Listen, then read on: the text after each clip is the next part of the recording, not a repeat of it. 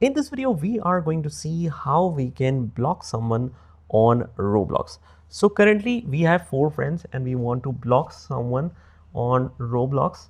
Let me show you how. First of all, we head over to the main application and we have this friend list of ours. We will open that up and we have a lot of friends added here.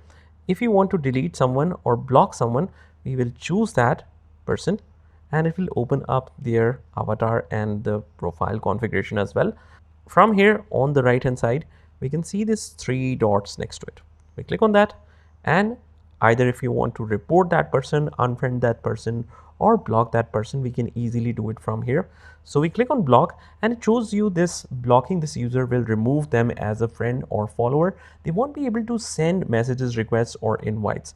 They won't be notified that you blocked them. So this is a good thing that they won't be notified about we blocking them on Roblox. So head over and click on block, and that's about it. If we now go back, we can see that now our friends is only 3. I hope you found this video helpful, and if you did, hit the like button and subscribe to our channel, and I will see you in the next one.